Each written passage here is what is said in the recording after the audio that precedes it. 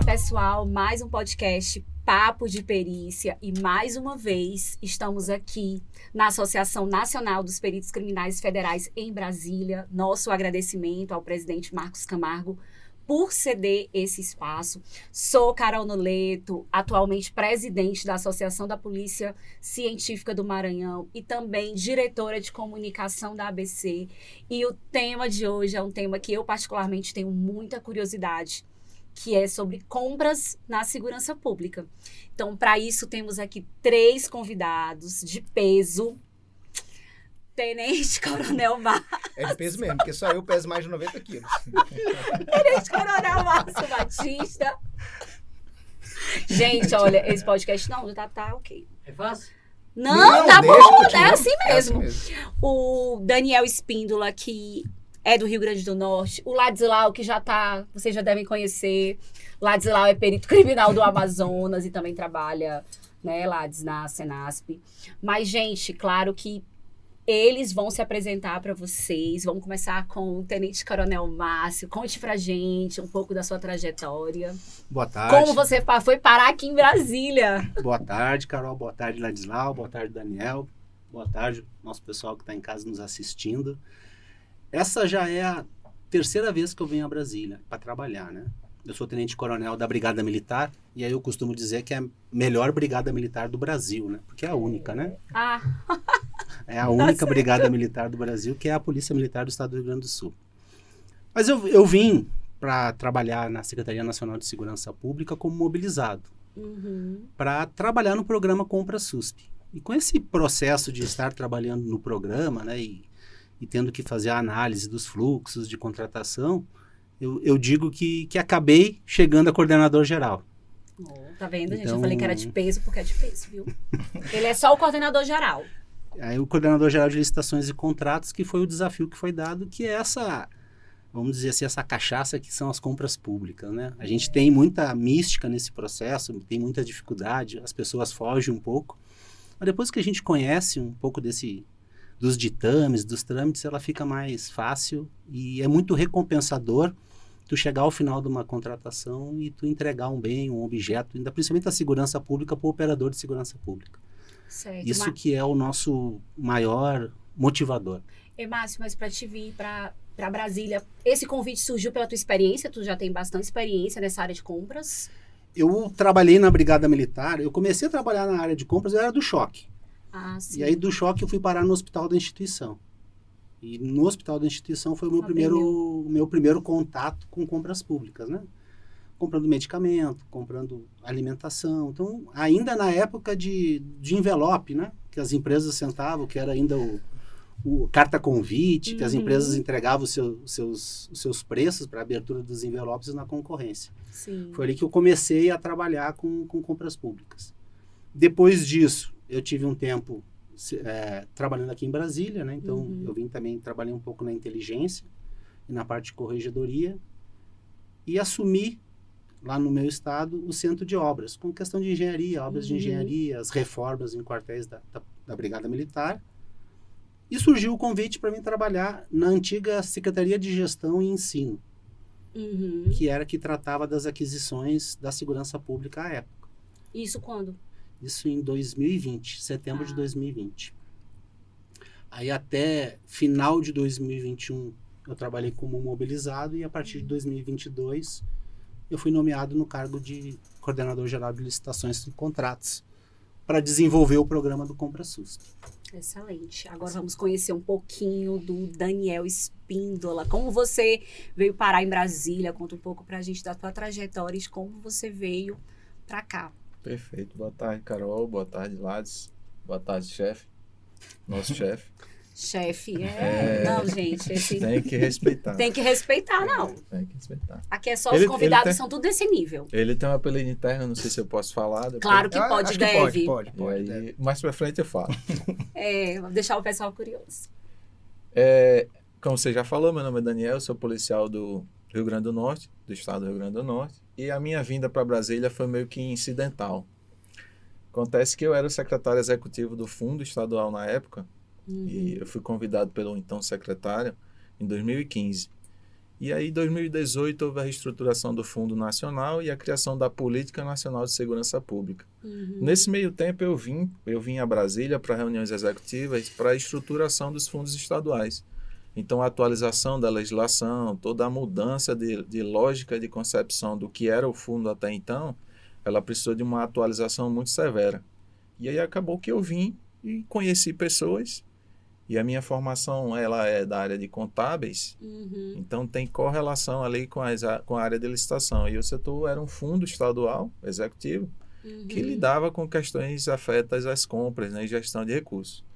E aí, então, eu recebi o convite para vir, 2020, na época. E Deus é tão maravilhoso que, no auge da pandemia...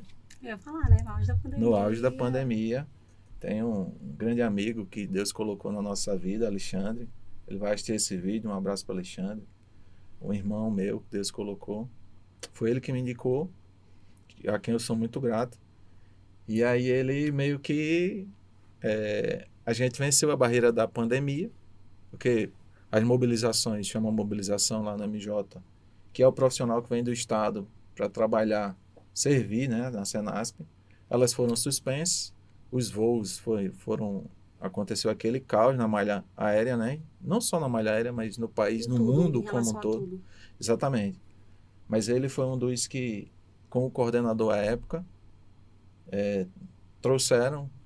compraram a briga e nos trouxeram. E desde então a gente está na Coordenação Geral de Licitações e Contratos, que o nosso coordenador, ele capitaneia de maneira audaz, como a gente brinca. E a minha formação é essa. Eu tenho formação na área de ciências contábeis, políticas públicas, finanças, controladoria. Tá vendo, gente? É só gente de peso. Logística, de peso também. Tenho mais de 100. Tem mais de 100, aqui era o mínimo. Tenho formação em logística também. E estou concluindo também uma pós-graduação stricto sensu na área de direitos humanos, aplicada aos agentes de segurança pública. É uma área, uma linha nova na Universidade Federal de Goiás. E a gente está com o nosso querido Leônidas. Já entreguei o apelido dele. Leônidas? O Daniel eu digo que eu fui o primeiro a começar nesse programa, né? Meio maluco, assim, sozinho. E eu convidei ele, tô precisando de ajuda. E aí ele topou, né? Então também é uma pessoa que é um entusiasta nessa área, porque acho que só meio entusiasta para ficar buscando essa questão de compras, de licitação, de planejamento, né? Então a gente vai tentando, e aí é o 02. Né? É o 02, 01, 02, esse aqui é o 03? É que ele chegou faz pouco, né? Faz então, pouco. Ele Agora, quem vai se apresentar é o Lades, porque o Lades, ele já participou de vários episódios aqui desse podcast, principalmente quando a gente faz em Brasília. Lades Alau sempre está presente, mas, Lades, se apresente novamente. Vou apresentar. Para quem não me conhece, meu nome é Lades Alau Brito, sou perito criminal do Amazonas, mais conhecido como Lades, né, que é o meu apelido. Estou atualmente na Coordenação Geral de Licitações e Contratos, né, sob a coordenação do nosso Coronel Márcio, que é o nosso coordenador geral, trabalhando aí junto com o Daniel e com uma equipe fantástica de excelentes profissionais de todos os lugares do Brasil, né, policiais militares, bombeiros, policiais civis e peritos, né, altamente capacitados de todos os estados do Brasil, onde a gente trabalha de forma integrada, todo mundo se ajudando em prol da segurança pública, né, e participando aí dos podcasts aí com a Carol, né? Porque eu também sou diretor da Associação Brasileira de Criminalística, né? Relações institucionais. Homem certo no lugar certo. Exatamente. Então, gente, esses são nossos 3 convidados que eu falei pra vocês de peso, todos com mais de 90 quilos. Imaginem, e também de conhecimento, tá? Então, pra gente contextualizar quem vai assistir o podcast, vamos falar primeiro o que é a Senasp, quais são as diretorias da Senasp, onde vocês estão nessa estrutura. Márcio. Vamos começar do Ministério da Justiça, Ministério da Justiça e Segurança Pública. Vamos falar do começo do começo. É o nosso ministério. Sim. Dentro do Ministério existem várias secretarias e uma delas é a Secretaria Nacional de Segurança Pública. Sim. Que é dividida em 5 diretorias, sendo as diretorias da Força Nacional, diretoria de operações, diretoria de gestão em informação, integração, diretoria do Sistema Único de Segurança Pública, diretoria de ensino e a diretoria de gestão do Fundo Nacional de Segurança Pública, a qual a nossa diretora, a doutora Camila Pintarelli, é hoje a diretora do Fundo Nacional. Do Fundo Nacional, existem as suas coordenações de finanças, coordenações de logística, as de contrato de repasse, e a nossa coordenação geral de licitações e contratos, aonde está tanto a parte de processo licitatório, como a parte de gestão contratual e a atuação do escritório do CompraSUSP. E quantas pessoas trabalham? Hoje nós estamos com 47. Vocês? É muita gente. Do Brasil todo. Isso É, da pra coordenação vocês, geral, né? da coordenação Na coordenação geral. geral são 47. Sim. Acho que a diretoria deve estar girando em torno de 200 pessoas. né? 200 e poucas pessoas. Eu falo assim, né? Porque a gente não tem nem ideia. A gente que está nos estados não tem nem ideia de quantas pessoas trabalham nessas atividades aqui em Brasília. Do Brasil todo, pessoas do Brasil todo mobilizados aí todo do o Brasil. Tem grande É representação. Tem, né? Um suco de Brasil, Né? né? É sotaque de tudo quanto é canto. É tipo de comida de tudo quanto é canto. Oh, maravilha. É talvez da melhor experiência. Acho que de tudo que a gente aprende nesse processo, das coisas que a gente faz, essa integração acho que é o que a gente vai levar para a vida toda, né? Os amigos que a gente vai levar eu lá do Rio Grande do Sul, do frio, vou ligar lá para o norte, Ladislau vai estar lá. Então, esse é o processo que a Senasp faz, essa integração. Perfeito. Gente, vamos começar aqui a tratar mesmo o assunto. Falar aqui um pouco sobre esse histórico de compras, como era feito antes, como hoje está sendo feito, e o que a gente pode falar? Tem uma... Eu gosto muito de história, né? Uhum. Então, assim, toda vez que eu me debruço sobre algum tema, eu sempre busco o embasamento histórico daquilo que se passou para que a gente chegue na realidade que hoje a gente vem enfrentando. Se a gente for ver o processo de aquisições, e vamos começar no Brasil antes da Constituição, porque o decreto que gerava era um decreto de 86, e a Constituição ela é de 88, onde ela vai trazer para dentro dentro da Constituição a parte de licitações. Acho que é o 37, né? Bem antigo. Então ele é o de 88 da Constituição. Mesmo com a Constituição, a lei antiga, que é a 8.666, ela é de 93. Então a gente teve uma lacuna aí de 5 a 6 anos com o decreto de 86, que era antes Constituição, para que se tivesse uma lei específica de licitação em 93. E o porquê que o que os historiadores eles refutam esse processo? Por que a lei de licitações só foi feita em 93? Em 93 a gente teve um caso muito emblemático nesse processo do início da década de 90, que foi os anões do orçamento. Isso muito antigo, que eram desvios em recursos de emendas parlamentares que iam para os estados e os municípios, e através dos processos licitatórios haviam desvios de recursos.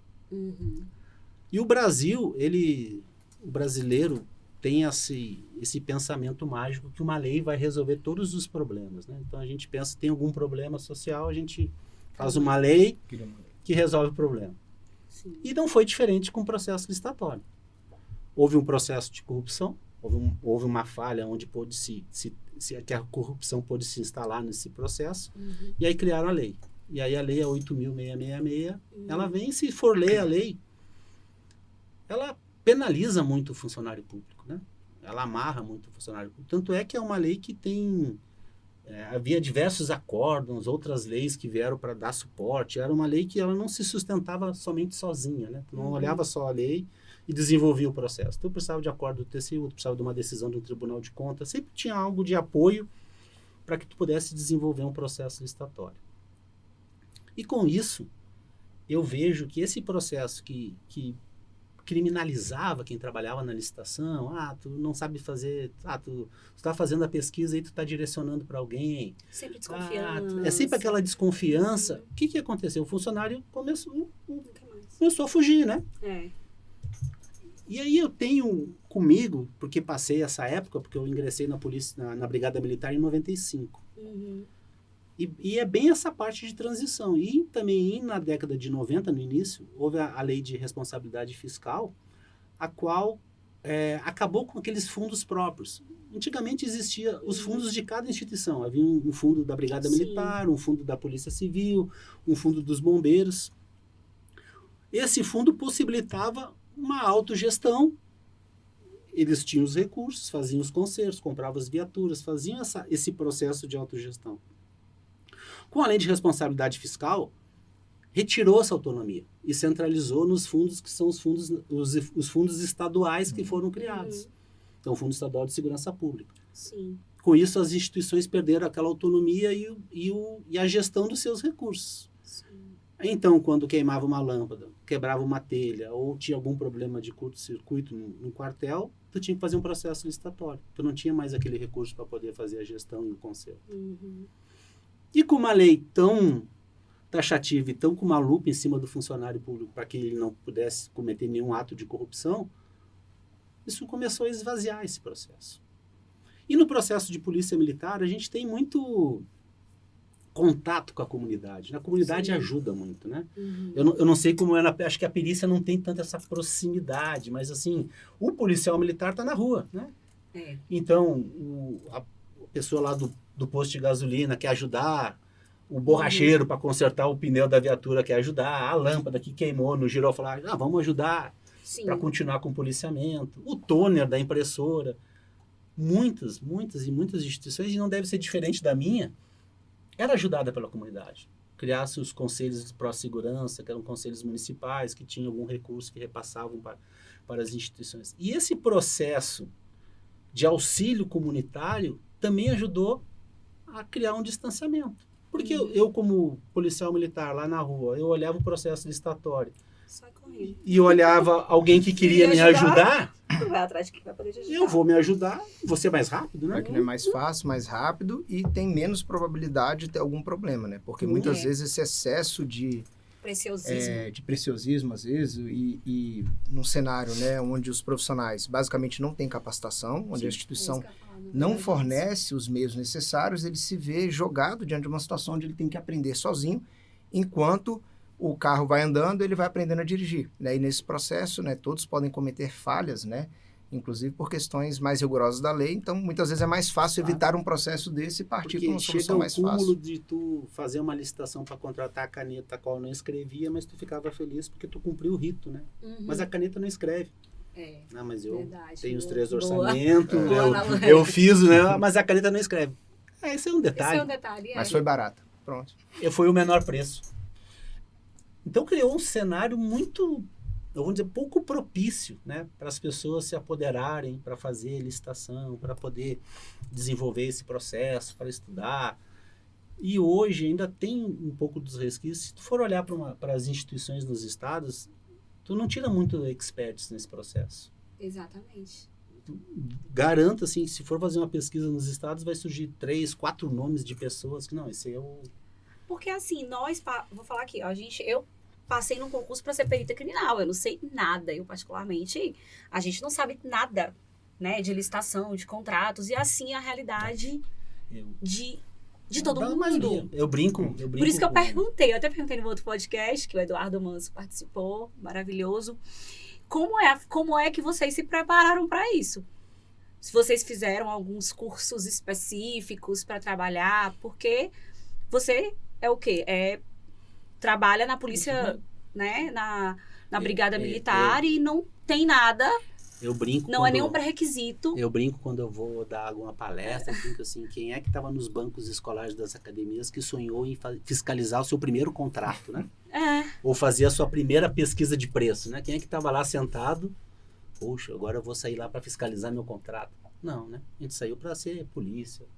Para prender, para salvar, né? Para atender um local de crime, não para fazer contrato. Isso verdadeiramente não está na nossa formação. Mas nem é pré-requisito, nem durante as academias de polícia a gente não tem nada. Inclusive, até abordando a questão da polícia científica, né? Existe uma dificuldade um pouco maior, digamos assim, na polícia científica, porque se a gente for analisar, hoje em dia é o menor efetivo da segurança pública, né? Quando a gente compara com a polícia militar, que tem um maior efetivo, né? Seguido normalmente pela polícia civil, depois pelos bombeiros militares, quando a gente olha a realidade da polícia científica, existe uma carência grande de profissionais para fazer a própria atividade fim, para ter número suficiente para atender os locais de homicídio num tempo de resposta adequado, para atender toda a demanda, né, que quando a segurança pública trabalha bem, toda arma que é apreendida vai para a perícia, toda droga, materiais eletrônicos, documentos falsificados, ou seja, um volume de trabalho imenso. Então, uma dificuldade muito grande, tirar um perito que está na área fim para colocar nessa área meio, né, nos processos e ele administrativos. sem saber de nada. Porque na nossa formação, como a Carol bem colocou, nós não somos preparados para essa parte de contratação. Vendo só o exemplo, por exemplo, da Polícia Militar, que são instituições muito, com um número, um efetivo muito maior e com uma estrutura, né, muito mais preparada para aquisição, já passa por essas dificuldades também. A gente tem, e eu falo muito pela minha instituição, do histórico, antigamente ela tinha fazendas, olaria, fabricava tijolo, oficina, posto de gasolina, supermercado. Nossa! E como era muito parecido com a questão das Forças Armadas, tinha muitas qualificações. Então, tinha a qualificação da pessoa que trabalhava nessa área de carpintaria, de servente de pedreiro. Então, havia várias qualificações e com isso, com o tempo, foi sendo cortado e foi sendo policiamento. Então, a gente perdeu um pouco esse processo evolutivo do processo de aquisição que traz um processo licitatório. Sim. E nessa caminhada, né, o que aconteceu? Porque antes do fundo e dos repasses obrigatórios do fundo, não havia recurso. Né? Muitas vezes os recursos nos estados eram mais escassos, as compras elas se focalizavam muito em viatura, armamento e colete. Não havia uma gama de produtos para que se procurasse e também não havia recurso nesse processo. Mas com o fundo, criou-se um problema bom, né? É o problema de se ter recurso. Recurso aí tem que saber gastar agora. Saber fazer a execução propriamente dita. Então, a gente surgiu num mundo assim, poxa, eu não tinha dinheiro, agora eu tenho recurso. Mas como fazer? Como fazer? Como que eu vou conseguir, né? Como é que eu vou fazer o produto chegar ali? Como é que eu vou é uma síndrome que eu brinco, que é aquele cara que era pobre, daqui a pouco ganha na loteria e ele quer sair comprando tudo. E tudo aquilo que é o de melhor e muitas vezes não conseguia comprar o básico e, não, agora eu vou. Então a gente vê assim muitas coisas que ocorreram, né? Alguns investimentos em obras. Vamos reformar alguns locais. Aí a gente sabe que obra pública é um calcanhar de qualquer processo licitatório, o pessoal foge da obra, porque sempre tem aditivo, sempre tem um problema no meio do caminho. E com esse processo todo, o fundo estava sendo repassado para os estados, né? Porque hoje, pela previsão legal, 50% do que é arrecadado através das loterias que compõem ali o fundo, ele é repassado para os estados. E os estados têm aquela obrigação de apresentar um plano de aplicação alinhado à política e fazer a sua execução.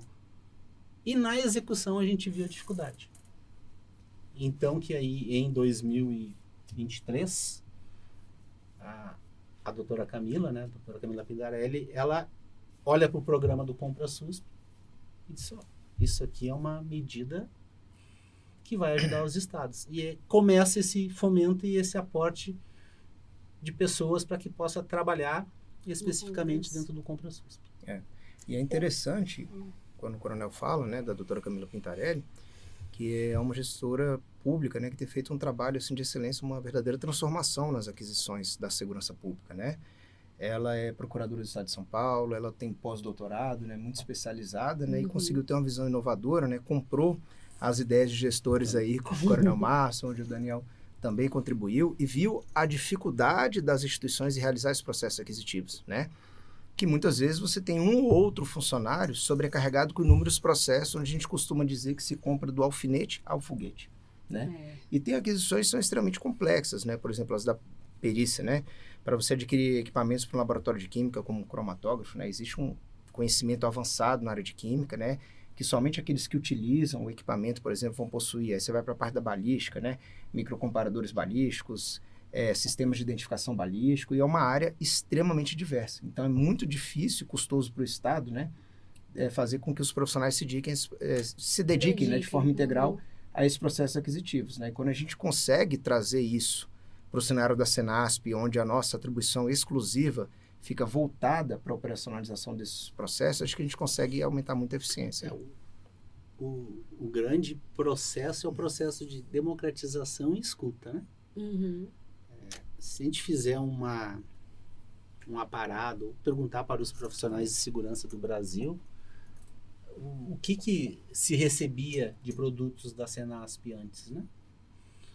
Muitas vezes não atendia a necessidade e a realidade do Estado. Essa lógica que o Compras tem, que é criar grupos de trabalho integrado e ouvir os estados, e principalmente ouvir os profissionais que vão atuar com aquele equipamento, é o grande diferencial.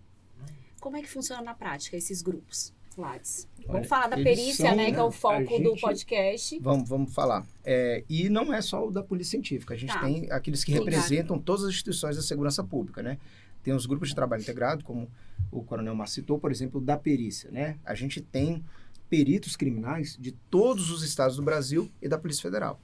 Então, nós temos necessidades totalmente diferentes. Se a gente pegar, por exemplo, São Paulo, que tem o maior efetivo de perícia do Brasil, tem uma demanda totalmente diferente. Por exemplo, do estado do Amapá, do Maranhão, né, de Sergipe, da Bahia. Né? Então, são demandas totalmente diferentes. Tem perícias que estão muito avançadas, que tem, inclusive, laboratório de DNA num padrão do FBI, né? Com padrões internacional de qualidade, enquanto outras instituições ainda estão muito defasadas, precisando do básico. Então, como bem colocou o Coronel Márcio, antigamente o que a Senace fazia?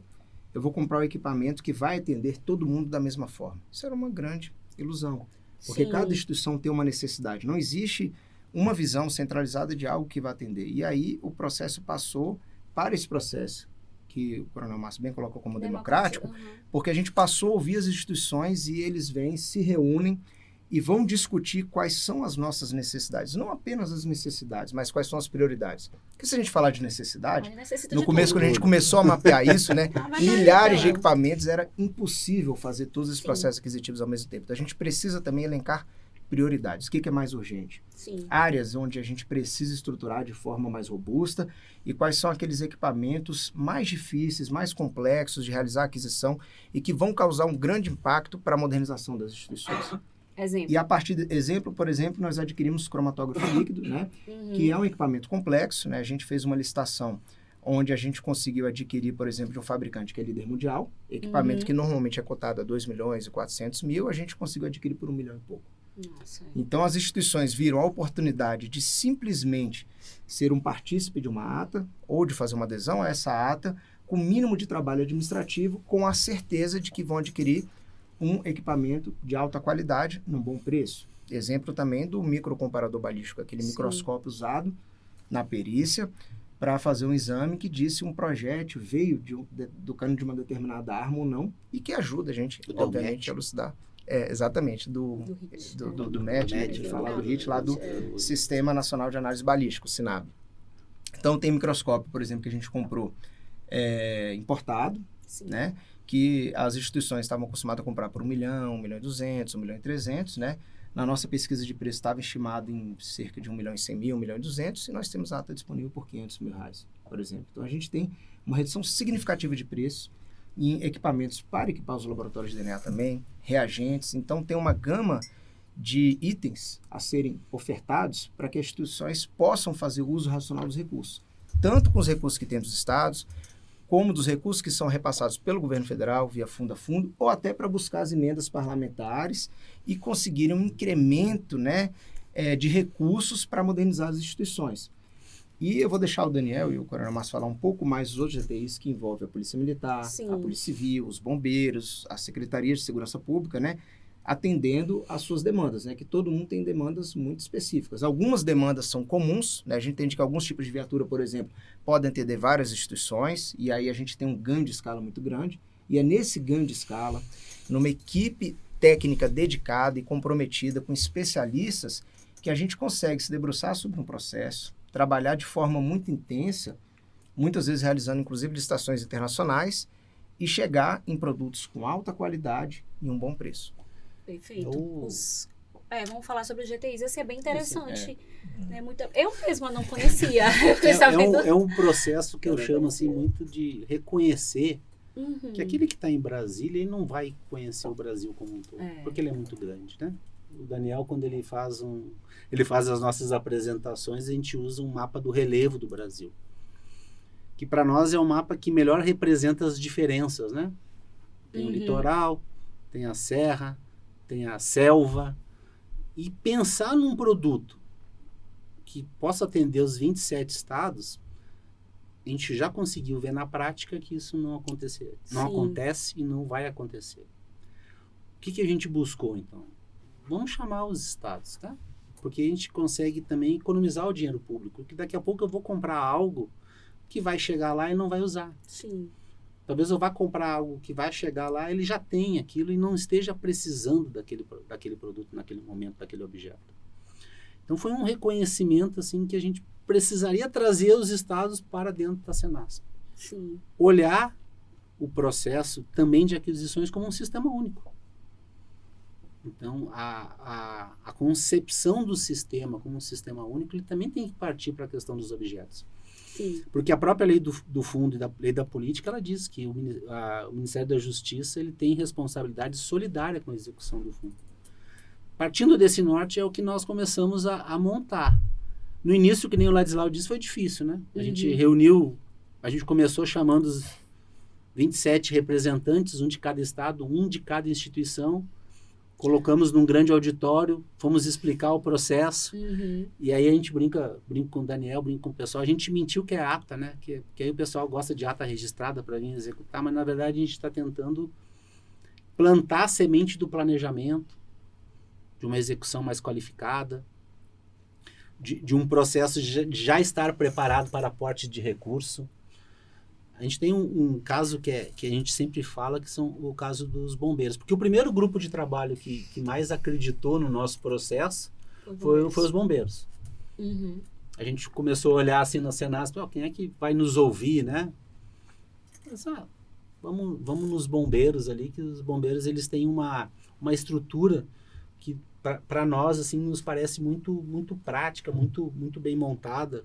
São estruturas de núcleos também que atuam para desenvolvimento de técnicas nacionais de desencarceramento, de socorro, socorro em altura, de combate a incêndio. Então, eles têm essa organização. A gente olhou, disse, quem sabe a gente não replica isso. E chamamos os bombeiros. As nossas primeiras atas nesse modelo nacional e centralizada foram para os corpos de bombeiro. E o que aconteceu com isso? O ano passado, por termos atas, por todos os corpos de bombeiro participarem desse processo, houveram alguns aportes do BNDES para financiamento de combate a incêndio florestal, e a gente conseguiu a execução do plano de aplicação ao empenho foram 6 meses. Muito rápido, né? Agora nós estamos no prazo de espera para receber os bens, para fazer as entregas. Então, 6 meses. Por quê? Porque já estava na prateleira, né? O caminhão de bombeiro de combate a incêndio florestal já estava lá na prateleira, para ser financiado por alguma política pública, por algum recurso. Com isso, a gente conseguiu dar celeridade, a gente conseguiu dar uma visibilidade. E aquela garantia que nós botamos os 27 bombeiros de todos os estados sentados e conversando. Ocorreu um fenômeno até mais interessante, que eu gosto muito também de citar, é que da briga, né? O Ladislau diz assim, todo mundo conversa, decide, mas eles da briga, né? Um quer um negócio, o outro quer outro. Na verdade, é uma dúvida que eu tenho, assim, bem operacional. Por exemplo, vamos pensar que eu sou do Maranhão, Amazonas, aí você tem uma pessoa. Essa pessoa reuniu, no caso, todas as demandas do Maranhão, porque a gente sabe que demanda de laboratório, demanda de medicina legal, de balística, mas essa pessoa, ela consegue discutir isso, porque vamos supor, sempre trabalhei com local de crime. Eu não vou conseguir, por exemplo, discutir sobre equipamentos de laboratório da área forense. Tá entendendo? Mas lá no Maranhão... Essa colocação da Carol é assim, Carol. É porque assim, a discussão, vocês estavam falando, eu só... Porque parece muito fácil, mas assim, eu tô vendo logo que não é fácil. Eu vou até resgatar... O Ladislau, ele deu uma... Limitada, né? Teve que limitar mas imagina eu conseguir primeiro reunir os dados do meu estado, né? Para fazer todas essas análises, na verdade, ver essa demanda. E depois a gente vai para o segundo momento, que é discutir a nível nacional. Isso. Eu vou fazer um resgate até do que vocês falaram anteriormente, que é o seguinte.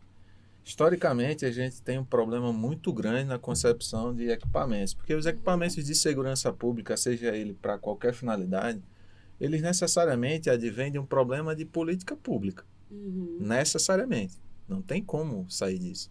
Então, por exemplo, por que eu compro um cromatógrafo líquido? Sim. Para qual finalidade? Existe uma demanda pública que enseja isso. Sim. Mas, infelizmente ou felizmente, historicamente, os nossos gestores, eles são cobrados pela execução e não pelo seu papel de gestão. Isso desenvolve, ao longo do tempo, pessoas pensando na prática, no operacional, não na gestão. Isso. Então, equipamentos, eles são, por exemplo, sobretudo da perícia, vocês que são peritos podem até nos corrigir, né? A indústria nacional não consegue desenvolver equipamentos porque não consegue concorrer com os players de fora do Brasil. E isso, a gente teve um desafio inicial muito grande para chegar no que você falou, que é, como é que a gente faz pessoas que são gestores, que deveriam estar pensando em planejamento e aquisições, que estão pensando hoje no operacional e são cobrados por isso, como é que a gente tira eles desse local e coloca em outro? É um desafio muito grande, porque o papel esperado de cada integrante do GTI é que ele inicie internamente um processo de planejamento sistêmico que envolva toda a sua instituição. É isso que eu queria entender. E aí a pergunta também, vocês fazem esse treinamento com essa pessoa que vai ser escolhida do Estado? Porque assim, às vezes ela também não tem experiência. Não tem. Tá entendendo? Concorda que assim, a gente está falando de pelo menos 135 instituições de segurança pública no Brasil inteiro. Se a gente considerar a Secretaria de Segurança, Polícia Militar, Polícia Civil, Corpo Bombeiro e Perícia por Estado, são 5 vezes 27, é 135. Cada um com sua norma, com sua regra, com o seu pessoal, que é escasso, que é o que o Lades falou no começo. A gente carinhosamente chama ele de Lades, então o pessoal que está assistindo... Todo mundo chama, fiquem à Nós vontade. todos Se chamamos de quiserem me Lades. chamar de Lades nos comentários, tá? Então, Comentem, gente. Por Por falar favor, nisso, comentem. curtam e compartilhem. Curtam e Lades com compartilhem. Y para tua numerologia. Y não, com I. Lades com Y. Gente, Como ele é meu chefe, eu não posso falar nada, né? fica calado aí que tu já tá errado. Sim. Então, num contexto de escassez, a economia é a ciência da escassez, né? Então, num contexto de escassez, você querer extrair planejamento de onde até então era o que aparecia de recurso, é um movimento que a gente até brinca, tem um prazo que a gente brinca lá dentro, que é um período, um recorte temporal, que talvez a gente consiga um ponto de transição. Mas é um processo que é muito complexo. Então, o que é esperado de cada um antes da primeira reunião, que vai acontecer agora no início de março, que ele inicie um movimento de planejamento sistêmico. E ele parte do que já é pragmático. Sim. E o que é? São instrumentos já formalizados. São os seus convênios, são os planos de ação do seu fundo a fundo, são os seus planos de compras. Então, é aquilo que o planejamento da instituição já pensou para o ano seguinte. Qual é o problema? É que muitas instituições não pensaram para o ano seguinte. O que a gente está oferecendo é a oportunidade de pensar o ano de execução no ano de planejamento. E isso é um movimento brutal, é muito difícil da gente fazer num sistema tão complexo como esse.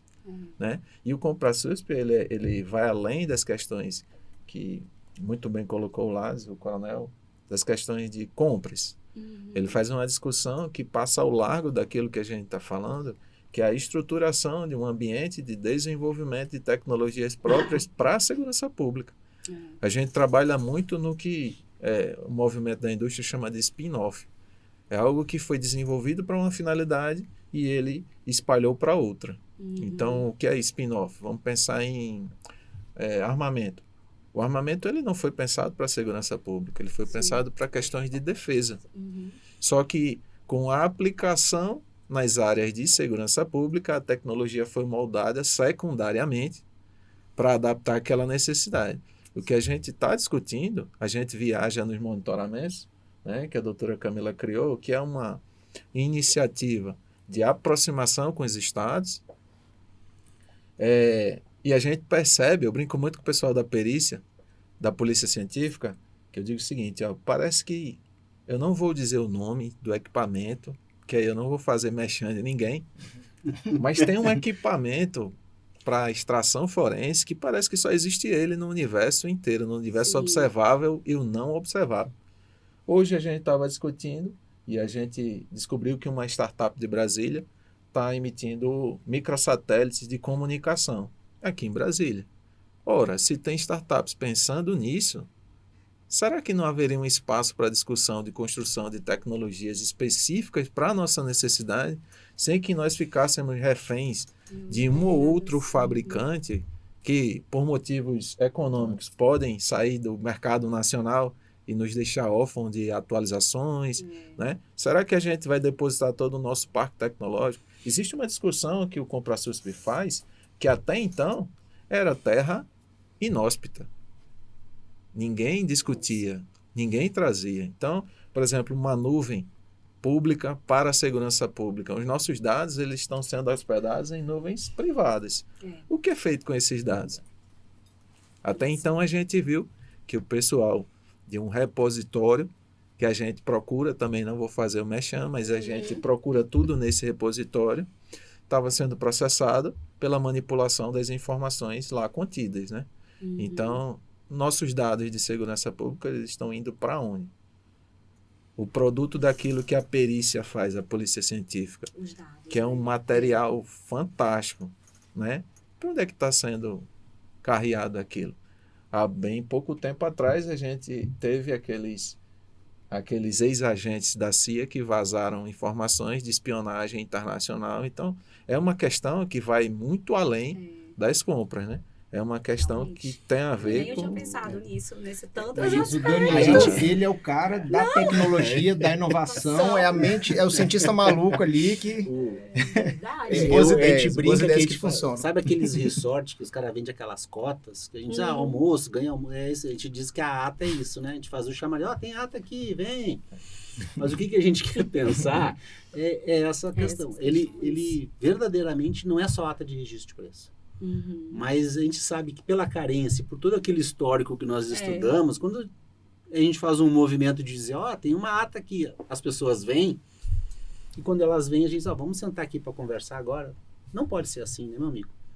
Não pode estar fazendo uma adesão, eu brinco que é aquela coisa que é psicografada, né? Eu tenho um problema e achei uma ata aqui, vou aderir. Pô, isso aqui é o que eu estava precisando mesmo, né? Igual, até com os erros de português do termo, tem igual, e tu faz essa adequação e tu tenta encaixar aquele processo na tua necessidade, porque ou tu tem um orçamento que tu precisa fazer a execução, e isso para nós é muito danoso, esse processo de ter que executar um orçamento, para tu estar numa média, para que no ano que vem tu repita o mesmo valor de orçamento. Aí chega ao final do ano, existem casos que, o que eu vou comprar morango. Não, mas eu precisava de uva. A uva não tem, mas compro o morango que também adianta.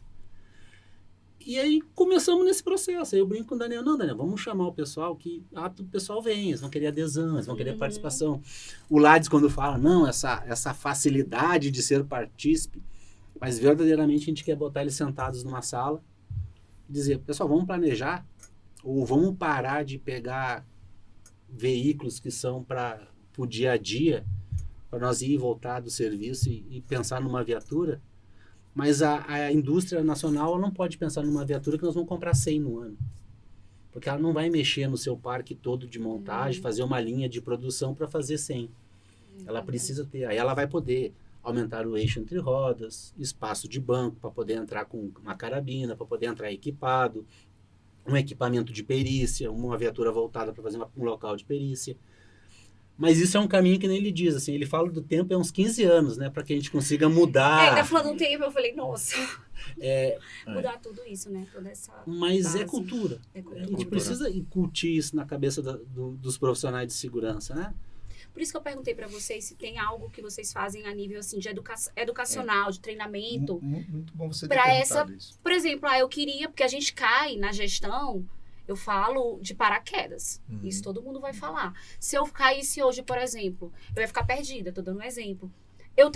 Vocês têm algo... Nós por natureza, tipo somos muito, o ser humano é muito imediatista, né? Sim. A gente trabalha nesse processo. Porque a gente sabe, o polícia na rua tá para evitar o crime, não tá... Vamos pensar, né? Eu preciso evitar o homicídio. O ente político que senta na cadeira, ele vai pensar nos índices, no combate àquele processo. O que a gente tem feito? A gente tem feito, ao longo do ano, nós temos em torno de 4 reuniões. Sim.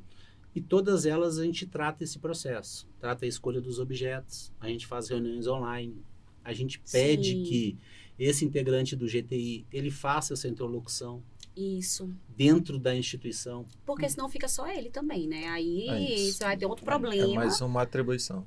É uma rede É. de consultas integradas, né? Porque a gente faz uma consulta a um representante do Estado que tem que fazer o seu papel dentro da sua própria instituição, Sim. da interlocução com os gestores, com quem está lá na área fim.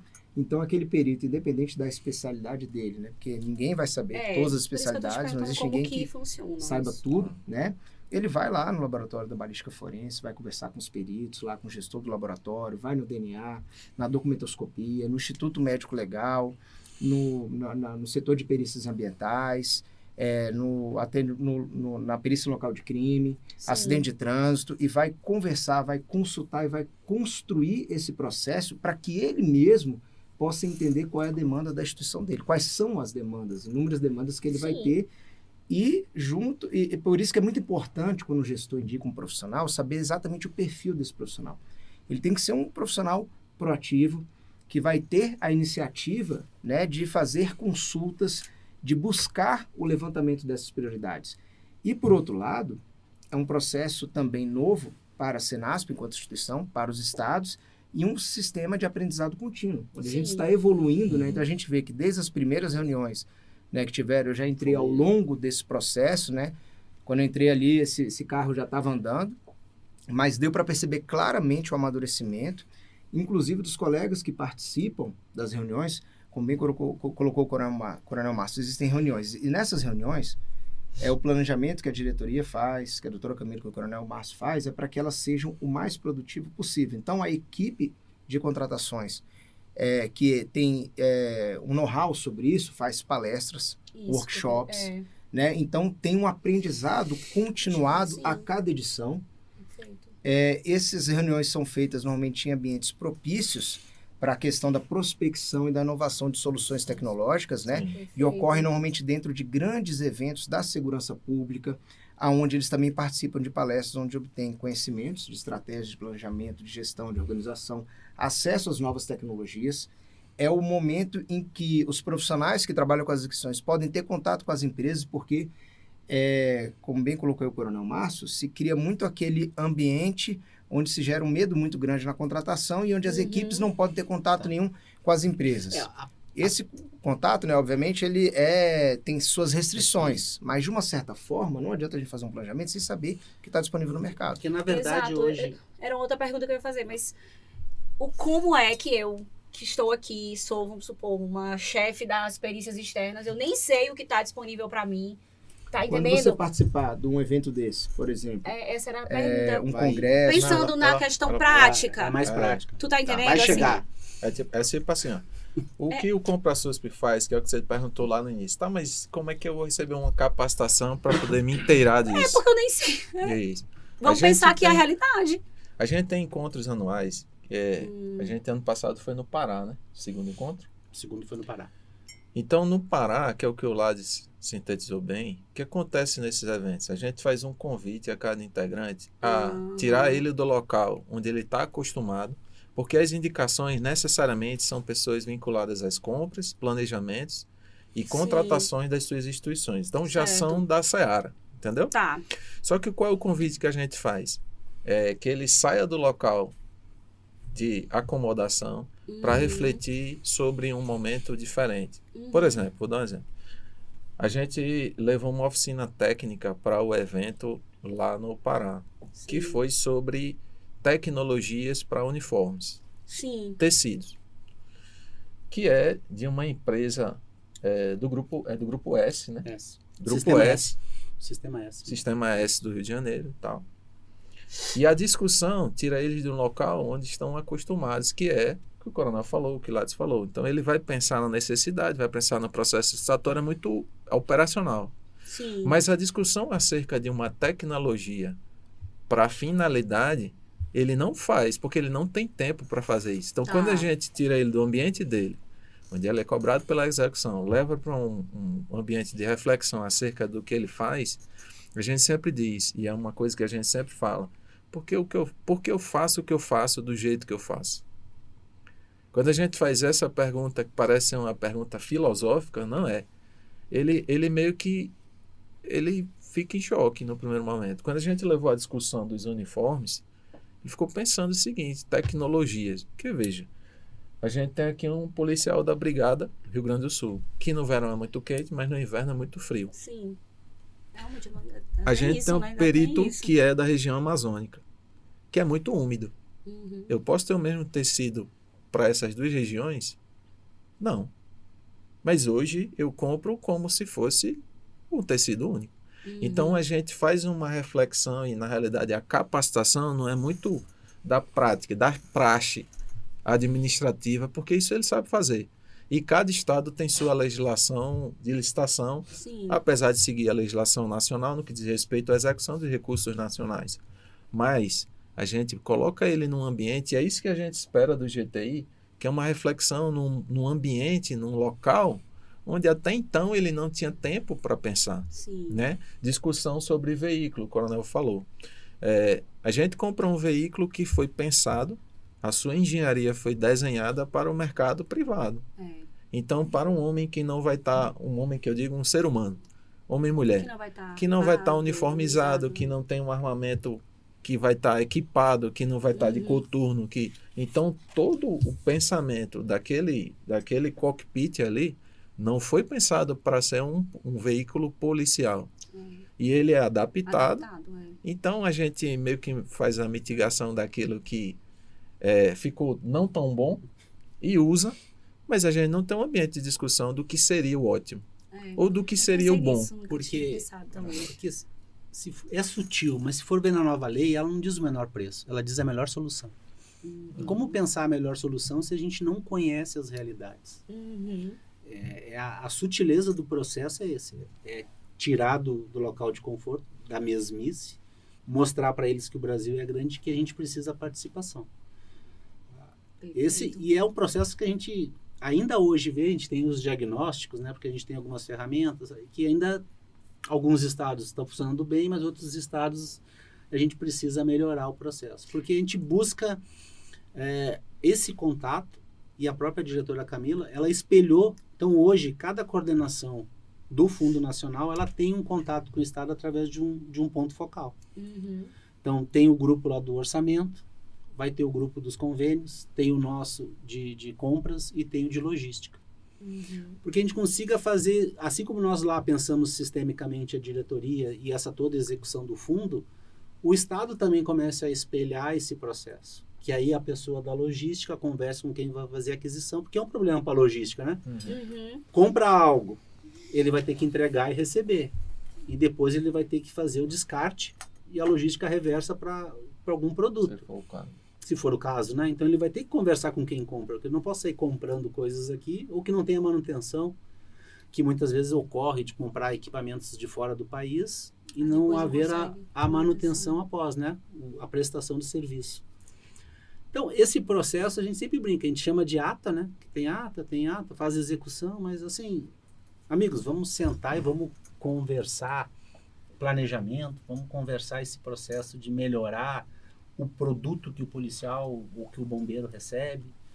E isso tem dado, assim, muitos frutos, né? Sim. Muitos ganhos mesmo. Muitos ganhos e até, assim, um ganho que a gente sempre ressalta é aquela possibilidade. Hoje acontece muito de forças-tarefas, né? Então, o estado A lá tem um problema, tanto ele pode ser um problema de bombeiro, um problema climático, um problema de segurança pública, os outros estados vêm em auxílio. Havendo uma padronização dos equipamentos, eu vou sair do meu estado e vou operar com o mesmo equipamento lá no estado C. Então, eu vou poupar aquele tempo de aprendizado, eu vou poder usar aquele equipamento, principalmente isso em áreas de bombeiro, é muito, né? Então, um desencarcerador, o mesmo tipo de técnico, o mesmo tipo de processo. Então, a gente começa a fazer um verdadeiro sistema único de segurança pública. E como funciona esse monitoramento que eu estava comentando?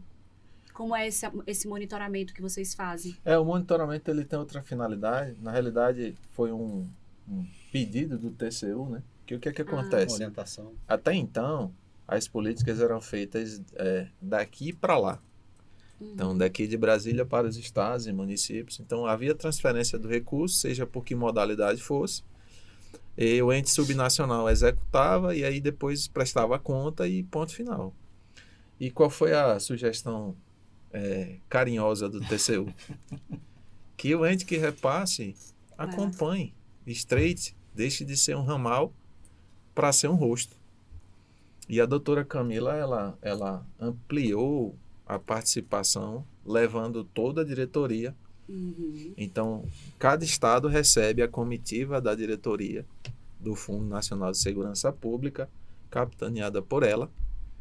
Ela vai também, então, vai a gente das licitações, do Compra SUSP, vai o pessoal da logística, né? Do Fundo a Fundo, todos os outros instrumentos, eles participam. A gente faz oficinas e, e tem sido maravilhoso. É uma troca, na realidade, né? De experiências. A gente se aproxima deles, se coloca à disposição, aproxima os laços e tem sido muito bom, assim, por meio dessas oficinas integradas, né? Tem sido maravilhoso. A gente tem recebido feedback de que eles começam a entender, porque assim, a gente está falando de um movimento que não é simples. Sim, eu estou falando, eu já vi super complexo aqui só para É muito complexo. São discussões que vão além daquilo que a gente está acostumado diariamente, né? E aí, quando isso acontece, a gente fica meio incomodado no primeiro momento, mas depois a gente passa a entender, e a nossa grande preocupação, da doutora Camila também, como nossa líder, é que uma política de longo prazo, ela não pode ser vinculada a qualquer bandeira, verde, azul, né, qualquer cor. No que diz respeito à segurança pública, os resultados eles são mais palpáveis quando as ações elas são de médio e longo prazo. E para gerar uma transformação como essa, longo prazo.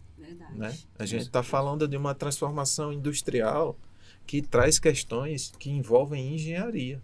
Por exemplo, a área de vocês é extraordinária, eu fico encantado. Todo monitoramento que a gente faz estadual, eu fico brincando com o pessoal da perícia, dizendo que é o CSI. É o CSI, da vida eu digo real. que vocês não trabalham, vocês se divertem. Porque, assim, envolve uma engenharia que nossas academias não desenvolvem. Você falou lá atrás, tá, mas como é que eu sei licitação? Licitação, tudo bem, instrumental, eu posso aprender, mas como é que eu aprendo perícia? Qual é a formação que me dá para eu fazer um concurso para perícia? Nenhuma, né? E é uma área extremamente técnica. Não que as outras não sejam. Elas exigem também uma engenharia própria. Qual é a universidade que forma engenheiros para a segurança pública e todas as suas nuances? Nenhuma. Verdade. Nenhuma. A gente tem para a defesa. Escolas extraordinárias de engenharia para a defesa, quer seja aeroespacial, quer seja engenharia terrestre. Mas para a segurança pública, a gente não tem nenhuma. Nunca tinha pensado nisso também. Várias coisas que eu nunca tinha pensado, estou pensando então, agora, fazendo isso. Fazer esse tipo de discussão com pessoas que são cobradas pela execução ao longo de suas carreiras, está aqui o coronel. Quantos anos de carreira, coronel? 31. 31 anos. Qual é a tua formação? Não falou. Eu sou formado na academia da Brigada Militar, né? E Direito. Então você vê que ao longo da vida dele, você pode até me corrigir se eu estiver cometendo alguma impropriedade, não foi cobrado para pensar nessas questões que passam ao largo das questões práticas, né? Sim. Usuais de licitação. Então ele enquanto gestor, cobrado pelo resultado da licitação, mas acerca de toda a tecnologia envolvida, por exemplo, feedback. Você escutar o retorno daquele equipamento naquela localidade, pode ser que ele não tenha aplicação de outra localidade. Então, eu preciso melhorar o processo para aquela aplicação específica.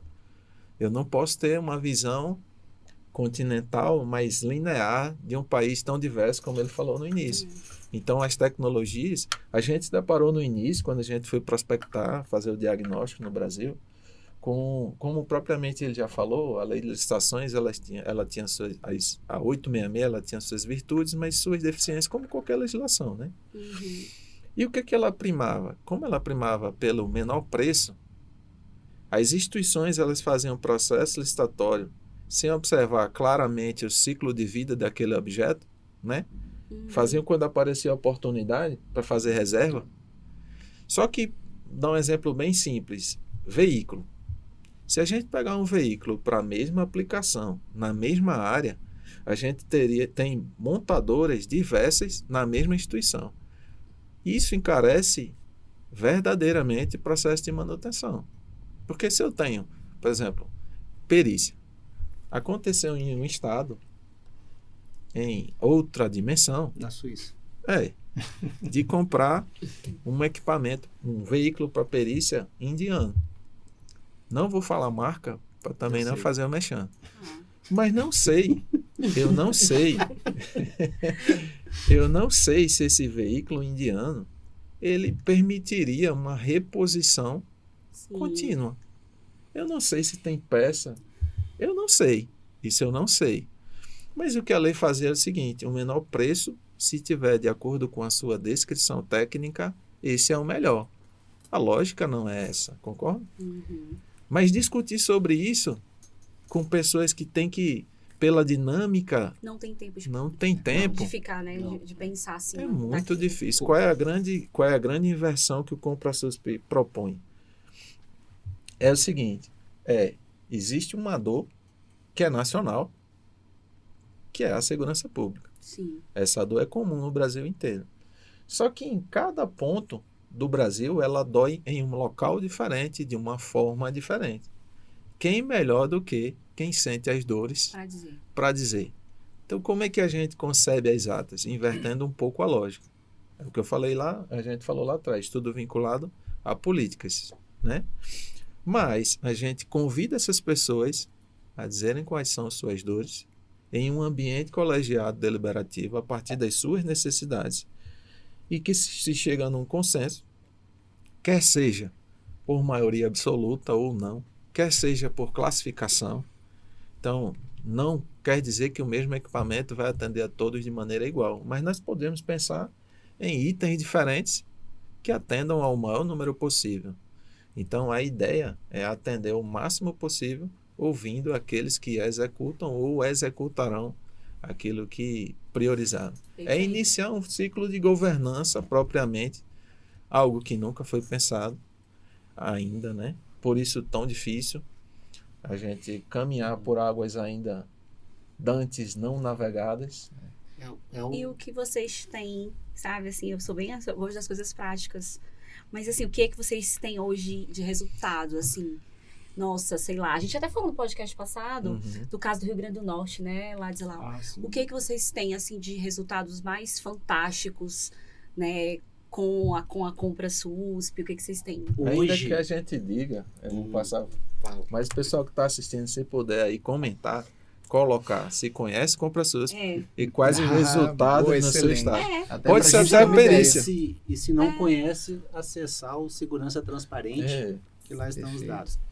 O que a gente tem hoje? Hoje nós temos uma plataforma que possui... E a gente nem falou, na verdade, ainda, né, da plataforma. Vamos chegar. Está só na ideia. A gente só tá na ideia. Já passou uma hora. A gente tem 10 bilhões em atas de registro de preço disponíveis aos estados para execução. Sim. Isso fruto dessa conversa, desse diálogo, desse direcionamento e dessa priorização feita pelos estados.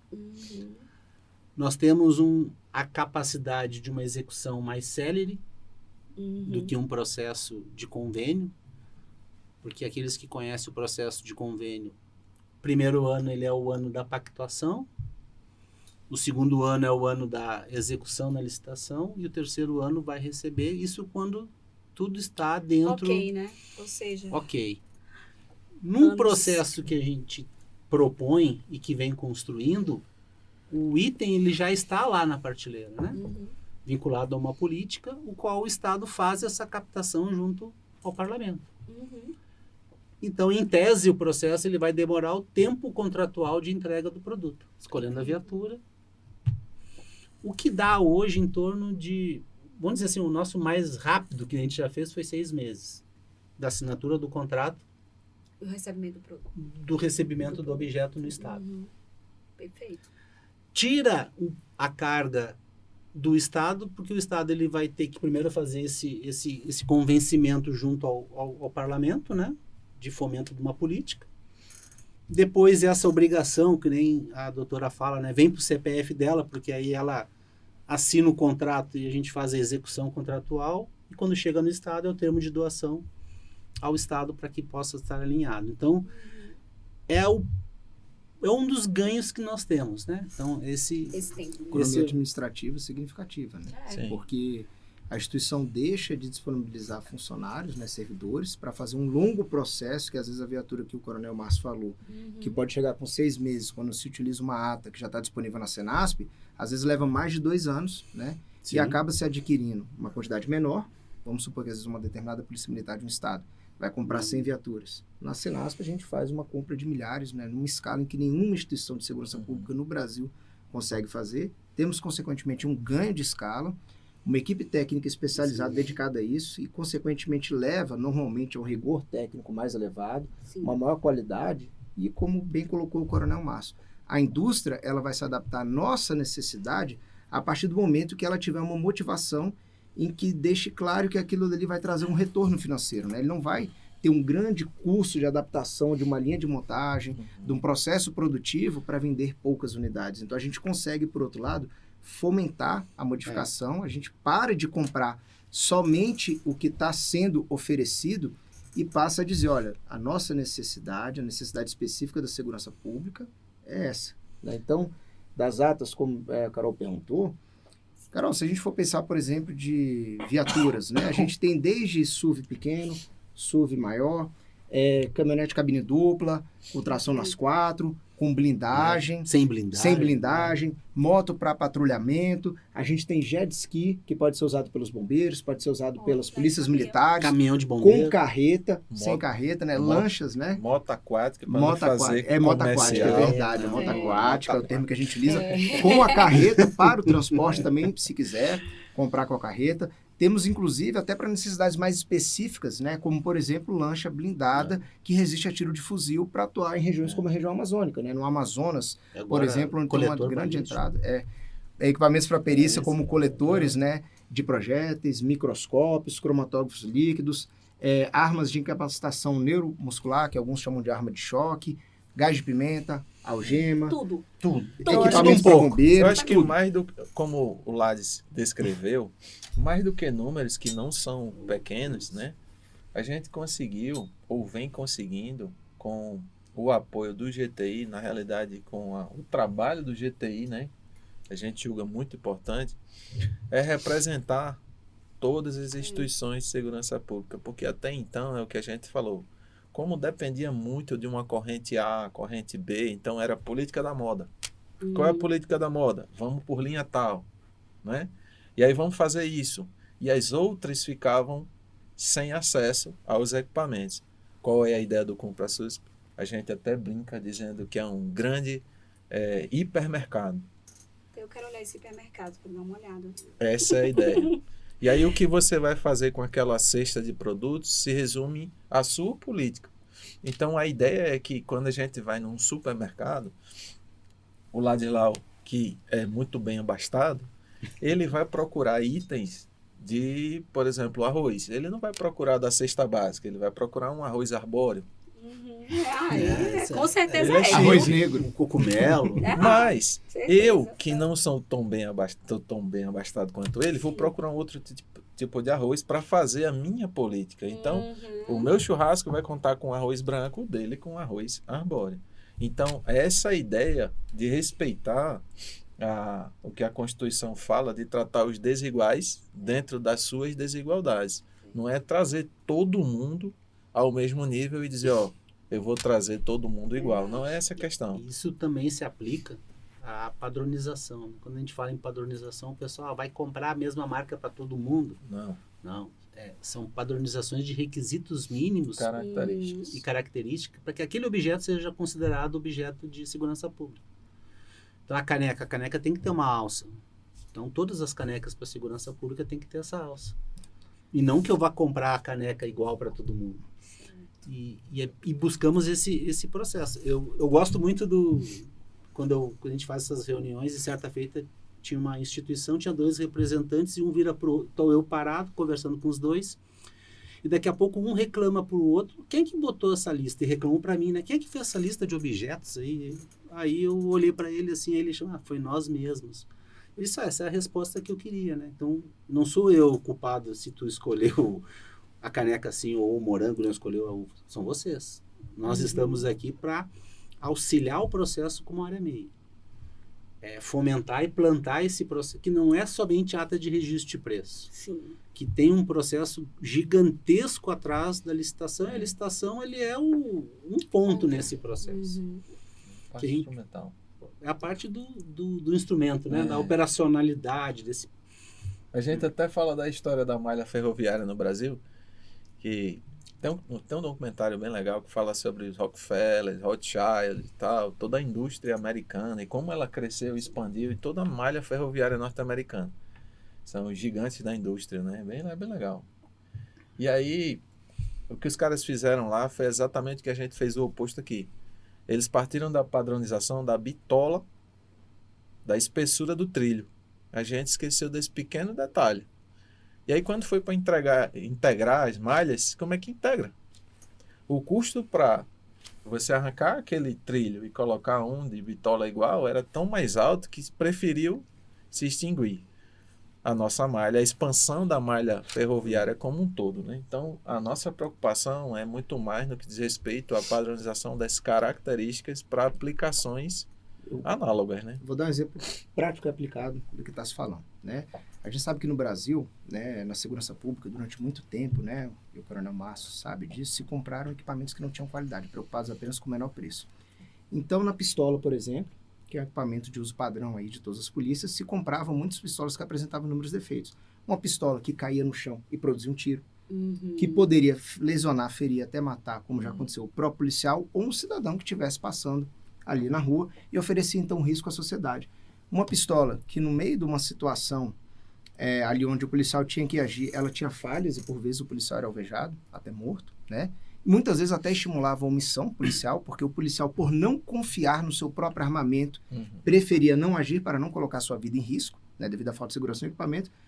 Nessa padronização, o que a gente busca? Que todos sejam do mesmo fabricante? Não. Surgiu, então, uma norma técnica, a Senasp, para a padronização de características minimamente necessárias para garantir a segurança, a confiabilidade, né, e a qualidade desse produto.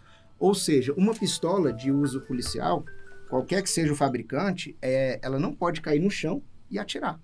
Ela tem que passar por um teste de endurance, com milhares de tiros, com pouquíssimas falhas, né, falhas mínimas, né, se tiverem falhas mais graves, ela é reprovada. Então, ao trazer esses critérios robustos, né, se permite adquirir equipamentos com qualidade. E uma das partes mais importantes do processo aí de contratação, como a gente sempre fala muito das atas, né, que é o produto final, é aquilo que a gente entrega, né? Sim. Como parte desse processo tem um estudo técnico preliminar, que é um documento fundamental para nortear todo esse processo aquisitivo, onde a gente passa por todo esse planejamento aí, que o Daniel bem colocou, a vida útil do produto, se fosse fazer um paralelo com a viatura, né? De nada adianta comprar uma viatura que às vezes vai ser mais barata, mas que tem um custo de manutenção proibitivo, um consumo de combustível extremamente elevado e, às vezes, ao longo de 3 ou 5 anos, dentro do período da vida útil dela, ela pode ser 2 a 3 vezes mais cara do que uma viatura que tinha um preço um pouco mais elevado, mas tinha uma economia muito grande de combustível, de manutenção, por exemplo. E tudo isso tem que ser pensado nesse planejamento, né, que é feito a muitas mãos, né, e com consulta e também participação de todas as instituições que são envolvidas no uso desses equipamentos. E esse processo, é uma vantagem porque a licitação ela é feita por profissionais de segurança que conhecem a realidade. Sim. Então, hoje a nossa equipe ela é multidisciplinar. E aí foi que a gente trouxe o Lades, né? Que está há pouco tempo conosco. Só tá Lades de perito, é Lades? Não, já temos mais peritos. Eu fui o primeiro perito a chegar lá, mas a gente está povoando aos poucos. Tem o Douglas, né? Que é perito Douglas Silveira, perito de Tocantins. E o Fabiano, perito do Paraná. Ah, sim, mas você foi o pioneiro, né, Lades? Nós tínhamos essa deficiência. Por quê? Daí, Lades aí. É que nem eu brinco quando os bombeiros falavam do tal do LGE, né? E LGE é para lá, e LGE é para cá. E eu não sabia o que era o LGE. O que é LGE? Líquido gerador de espuma. Eu disse, vocês podiam facilitar a vida, né? Eu falei que era só espuma, né? É só espuma, né? E aí a gente vai brincando. E aí o Lades, quando fala lá em microcomparador balístico, fica oi. cromatógrafo... a gente já acha normal, aí, assim. então eu chego, o que é isso, Lades? Como é que funciona? Então, a gente precisa, e muitas vezes a gente observa nos estados que teve um movimento de centralização de compras em secretarias fora daquele processo. E quando chega um objeto muito específico, trava ou fica naquele looping, né? Volta para a área, vai para lá, volta para a área. E com um processo centralizado, com profissionais de segurança que conhecem o equipamento, que já vivenciaram aquilo, a gente tem uma celeridade também nesse processo. As respostas são mais rápidas, as impugnações. Perfeito. Os esclarecimentos são mais rápidos. O porquê que é tal equipamento. A normatização nos ajuda muito nesse processo. E tudo isso ele tem vindo desse debate. A gente tem nesse desafio aí, o Daniel, eu me lembro que ele foi uma vez num evento e quando ele voltou lá que nós estávamos estruturando, não, coronel, o ministério lá demorou 8 anos para implementar uma plataforma, nós estamos recém aqui nos 3 anos, nós temos mais 5 ainda para fazer esse processo. E, gente, eu estou lendo aqui, né, esse material. E das iniciativas estratégicas, a gente já falou da criação dos grupos de trabalho integrado. Cadernos de referência. Essa é uma ideia que é o que já iniciou, o Lattes falou da norma técnica. Qual é a ideia? A ideia é a gente fortalecer os estados e a autonomia deles no que diz respeito às suas necessidades também. Sim. Como? Facilitando o acesso à descrição de itens a partir de critérios práticos. Sim. Então, a ideia é a gente construir um repositório de descritivos a partir das nuances e aplicações de cada instituição. Então, esse processo de governança também permite essa construção colaborativa dessas especificações por tipologia. Inclusive para o mercado, né? Isso. Porque o mercado também vai ter conhecimento do que a segurança Está precisando, porque está aqui, né? Objetos priorizados pelos GTIs. O que está buscando. Exato. Né? É um fluxo, né? Então, os GTIs priorizam os itens, a gente trabalha em colaboração na descrição das melhores, constrói os cadernos. Isso, porventura, pode se tornar uma norma técnica padronizada e a gente pretende, muito em breve, entregar um feedback ao próprio mercado, um retorno daquilo que está se aplicando, quais são as potencialidades e as disfunções apresentadas em função do uso acelerado. Porque, assim, quando a gente fala em depreciação acelerada na segurança pública, é que um equipamento ele foi pensado, e aí a gente falou ali atrás em engenharia, a engenharia pensou para um uso específico. A gente está customizando um uso e ele não foi pensado no processo de engenharia. Como ele foi adaptado, as intempéries vão reagir de maneira diversa do que foi planejado. Sim. Se a gente alimenta o mercado com essa informação de quem executa, a gente consegue induzir uma transformação que se torna sistêmica. É a finalidade primária do caderno de referência. Caderno, aí tem a plataforma mesmo. Que agora é o... A plataforma Compras SUSP. A gente tinha muita dificuldade de conversar com os estados, né? Quando a gente chegou e eu cheguei lá, recebi a determinação, vamos ver o que os estados estão precisando. Aí nós pensamos, se manda uma planilha para o estado, vem do alfinete ou foguete, né? Sim. Pergunta quais são as necessidades. Aí, tudo. De luva, microscópio eletrônico de varredura, helicóptero, aí, lancha blindada. Tentamos o primeiro tubo de ensaio, foi, vamos delimitar alguns objetos e vamos mandar para o estado um questionário no Lime Survey, né? Questionário estruturado para que ele responda dentro daquelas questões. O que aconteceu? Eu esperava receber 135 questionários, recebi quase mais de 300. Porque o Ladislau pegava o link, passava para o Daniel, todo mundo respondia. E aí tinha aquele caso também que eu estava aqui, eu sou da perícia, tu respondeu, eu não sabia se tu respondeu, eu vou botar mais uns quantitativos aqui para garantir, vai que a Carol não respondeu. Teve um caso que eu olhei, e bem... coisas do destino, eu tinha olhado o efetivo de uma polícia de um estado, fui olhar a demanda, tinha o mesmo número de pistola para o efetivo que tinha, né, de aquisição. Eu disse, será que eles vão incluir mais gente ou será que eles vão trocar todas as pistolas de todo o efetivo? Aí liguei, você respondeu o questionário. Assim. Aí que eles me contaram, não, é que eu respondi e botei tanto. Aí foi para a secretaria, achou que nós não tínhamos respondido, colocou mais um tanto. E cada um foi colocando um tanto. Então ficou um. Aí nós chegamos assim, não deu certo, né? Nós não descobrimos. Foi aí que nós pensamos na plataforma, no desenvolvimento da plataforma. Que ela é muito semelhante a um e-commerce. O que acontece? Então, qual seria o fluxo, né? Ligeiramente assim. O GTI, ele escolhe os objetos, prioriza os objetos. Aqueles objetos, eles vêm para a plataforma e a gente disponibiliza aos estados através de senha, níveis de acesso para que faça a quantificação, o alinhamento à política e isso, né? E mais o alinhamento à política e a priorização, memória de cálculo.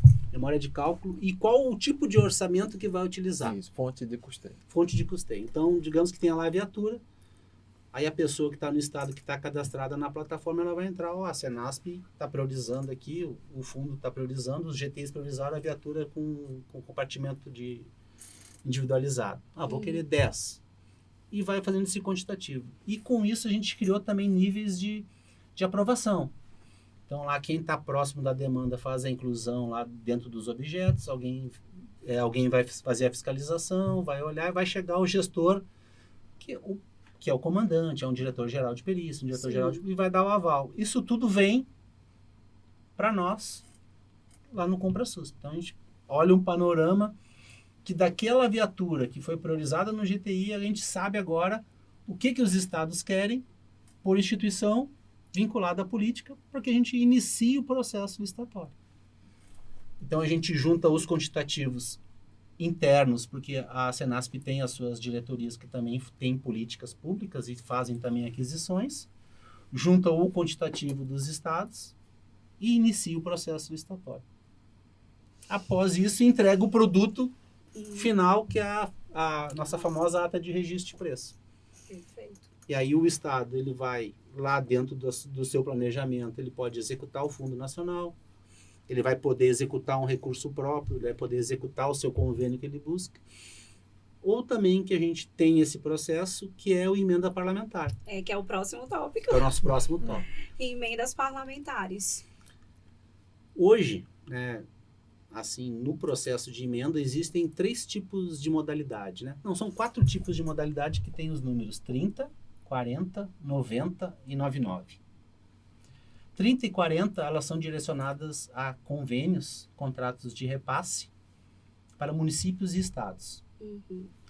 A 90, ela é um tipo de emenda que entra no orçamento da Senasp, a qual a Senasp faz a aquisição, fomenta a sua política e faz a entrega ao Estado beneficiário indicado pelo parlamentar. Então, o parlamentar, ele quer fomentar uma política lá de repressão ao feminicídio, vai comprar as viaturas, vai dizer, isso aqui vai para a Polícia Militar, isso aqui vai para uma delegacia especializada, uma DEAN, Patrulha Maria da Penha.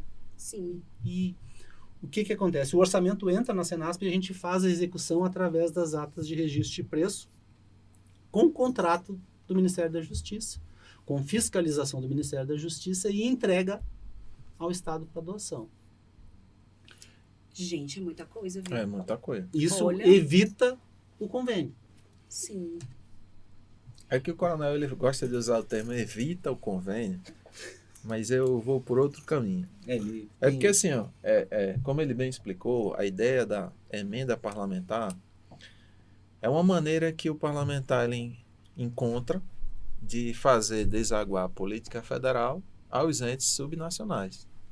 Então, vamos dizer assim, como é que eu fomento que aquela política X chegue ao meu estado, ao município? Então, eu aporto uma emenda, seja na modalidade qual for, e aquilo faz chegar lá no meu estado e município, né?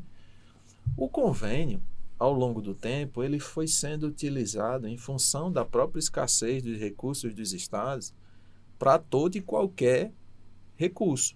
Então, se ao longo do tempo se utilizou o convênio como tábua de salvação. Eu não tenho recurso no meu estado para investimento, apenas para o custeio da máquina. Salário, né? Foi manutenção. O que a gente falou, né, no podcast passado. Exatamente. Então, quando o convênio, ao longo do tempo, ele foi sendo utilizado de maneira a executar o máximo de possibilidades que eu tenho, de necessidade, ele começou a ser desnaturado, porque os planos de aplicação, ou seja, os itens contidos nele, começaram a ser muito diversos e a capacidade licitatória dos estados escassa. Isso começou um problema que era, o convênio tem uma vigência, essa vigência, por mais que seja renovada, ela é limitada. Mas eu preciso executar aquilo. E aquilo começava a captar e começava a acumular, e a gente teve diversos problemas. A ideia do Compra SUS nessa dinâmica é retomar o papel do convênio. Qual seja, a instituição pode usar para itens especializados, de acordo com a sua necessidade. Então, em vez de ter um plano de trabalho com 50 itens, 30 itens, eu vou ter com um item. Um item de maior vulto, de maior impacto, que atenda uma necessidade premente de uma política estadual municipal, mas que eu consiga congregar esforços para aquele equipamento. E os itens comuns, que a gente chama de primeira necessidade, esse Compra SUS vai com GTIs promover por meio de atas. Então, meio que é uma dinâmica que gera uma fluidez no sistema e que a gente espera que no curto espaço de tempo. Gente, curto espaço de tempo no planejamento da administração pública é diferente, parece tempo de geólogo, né? Ele possa promover essa fluidez mesmo. É que a gente não é formado em propaganda, assim, mas a gente fez um estudo, assim, o que nós vamos oferecer para o pessoal vir comprar a nossa ideia maluca que está escondida atrás, que é esse processo todo de planejamento, de estudo, de desenvolvimento de produtos voltados para a segurança pública, né? Não, é a ata e vamos diminuir o tempo do convênio que vocês não vão ter problema. Foi o que a gente fez o chamariz, né? Ó, esse aqui é a cereja do bolo, mas o bolo tem muita coisa para ser feita dentro ainda. E a gente está, esse ano a plataforma ela rodou já nessa primeira versão. A plataforma também ainda tem um módulo que a gente vai estruturar agora para agosto, para apresentar demandas. Então o Estado ele entra lá, ele pensa num objeto daquele escolhido pelo GTI, e ele quer tentar aquilo por emenda parlamentar, né? Eu queria a gente falar bem específico de emenda parlamentar. Como vamos pensar, eu conheço um parlamentar, chego nesse parlamentar. Hoje, como funciona? Hoje tem as assessorias parlamentares, né? Sim.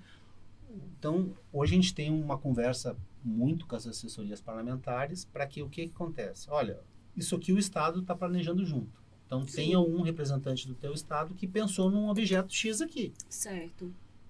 Esse alinhamento todo, o ideal seria que ele chegasse lá, pensamos aqui, viatura, né? Que é o comum.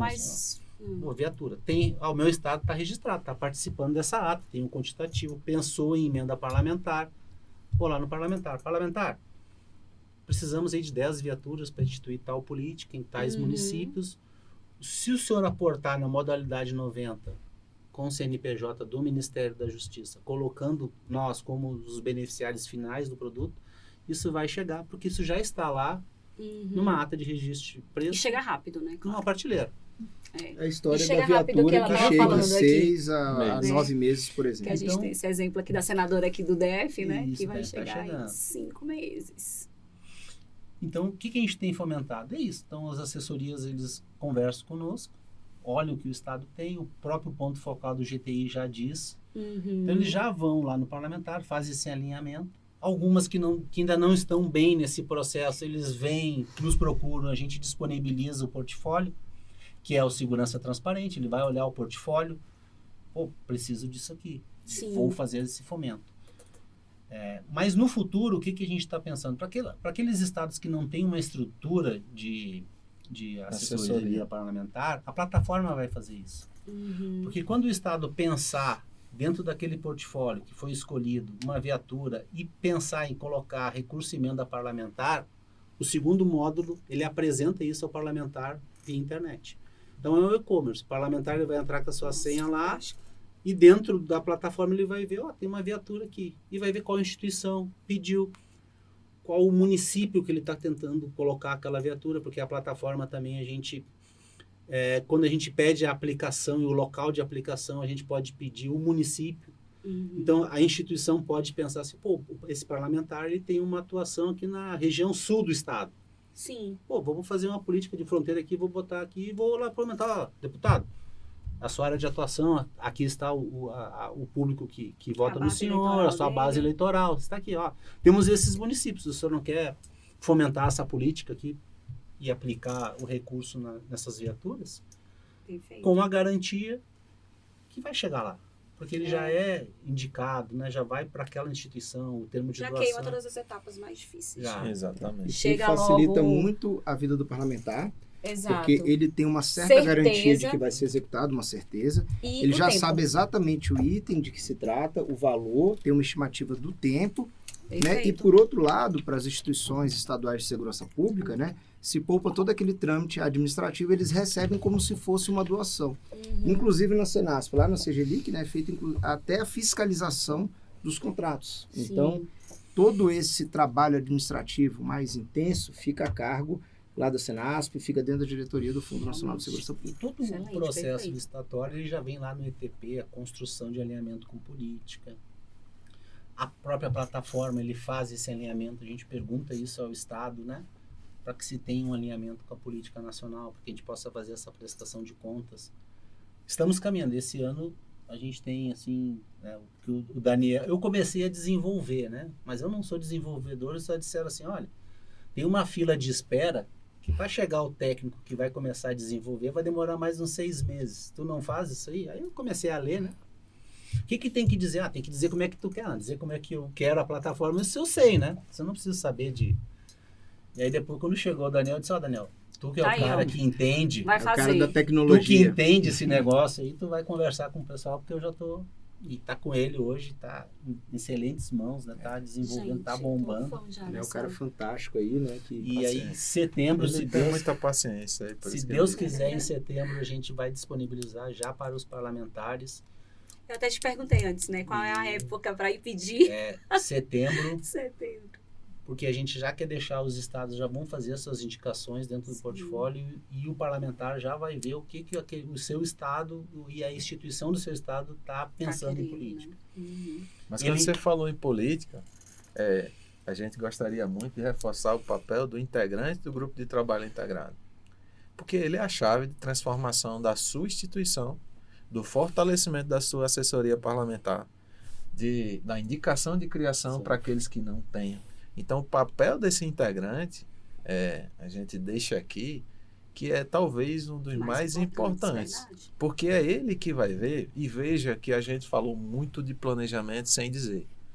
Viu o que a gente está falando? Imagine se a gente pensasse sem nenhuma iniciativa estratégica dessa e dizer, pessoal, vamos iniciar um ciclo de planejamento da contratação para o ano seguinte. Vocês já devem pensar nas suas políticas prioritárias. Vocês já têm que pensar no ano... Esvaziar. Onde é que você vai aplicar os seus recursos, com que fonte você vai fomentar. Porque a emenda parlamentar é um recurso estratégico que a instituição tem que ter muito claramente como vai captar no ano seguinte. Isso é uma estratégia que é situacional e varia de instituição para instituição, né? Quanto mais distante do epicentro, ou seja, de Brasília, talvez mais difícil seja o acesso, né? Então, imagine se a gente fosse falar sem mostrar algo ou sem construir essa engrenagem de maneira que o usuário não precisasse muito pensar nessa lógica construída por trás. Talvez o nosso maior desafio foi diluir essa complexidade em iniciativas estratégicas que, isoladas, elas parecem ser dissociadas, mas quando a gente tem a oportunidade de explicar como se construiu isso, passa a fazer um sentido maior do que se apresenta. Gente, eu tô... É muito assunto. É muito assunto, viu? É muito assunto. E a gente já tá aqui com o horário um pouquinho... um pouquinho... passando aqui do horário. E amei o podcast, gente. É fantástico. Vocês aí me esclareceram muito pra mim, com certeza pra muita gente aí que tá em casa assistindo a gente. E é isso, gente. Finalizamos esse podcast, mas o assunto não acabou. E dá pra mandar os beijos? Ai, mandar agora um vai beijo. Só tem chegando 2 aquele minutos. momento. Então, peraí, gente. Eles vão aqui. Nosso convidado. Nossos convidados aqui querem fazer alguns agradecimentos. Não, eu vou olhar pra câmera, né? Primeiramente para agradecer a minha esposa, Tainá, os meus 5 filhos. Aí o pessoal brinca lá que o senhor fala de planejamento da contratação, mas planejamento familiar eu acho que eu não matei um pouco essas aulas. Não, foi muito Então, bem. então Planejou para bem. Eduarda, para o Gabriel, para Antônia, para o Matheus e para Valentina. São 5 mesmo? São. Não brinca não, para mim não brinca serviço não. Tá certo. E a gente ainda brinca com ele, querendo que ele me passe por nome também, para me adotar como filho. Rapaz. Aos meus sogros, né? Dona Neiva e o Henrique, que vieram para Brasília, porque eu me mudei para Brasília, trouxe todo mundo para trabalhar aqui, para trabalhar, para me ajudar a desenvolver, aos meus pais. E agradecer a oportunidade, né? A oportunidade de conversar sobre esse assunto. Divulgar, né? Esse trabalho. Que são compras fantástico. públicas, o planejamento, agradecer a perícia, né? A perícia do Brasil, a polícia científica. A gente aprende muito todo dia, né? Pessoas muito técnicas, né? É um ramo assim, muito técnico que nos ensina muito e estamos à disposição e esperamos voltar. Vamos voltar para tratar mais, porque isso aqui, gente, é um assunto que eu tenho certeza que não acabaria tão cedo. Bom, muito obrigado.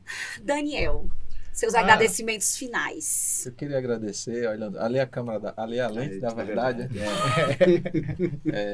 Eu queria agradecer, Carol, pelo espaço, ao Lades, né, que acrescentou demais ao nosso time.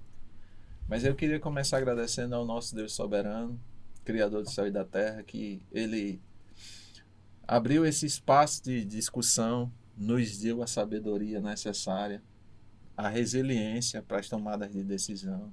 Então agradeço Ele sobremaneira. Agradeço a minha esposa, Maria Camila, que é uma mulher extraordinária, me dá força, tem muita paciência comigo nos momentos de ausência, né?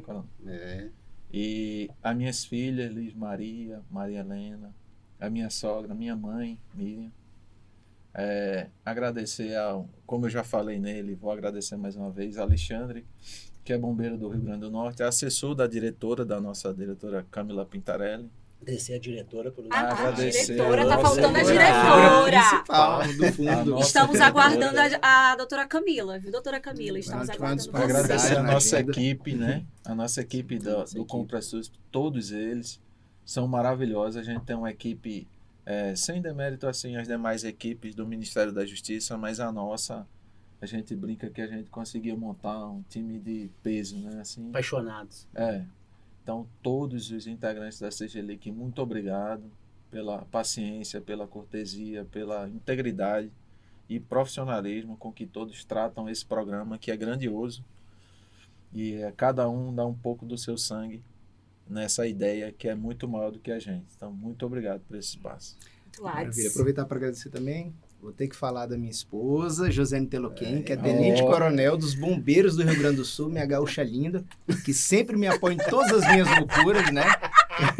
Com certeza! E que me dá muita força, parceira, te amo, muito obrigado.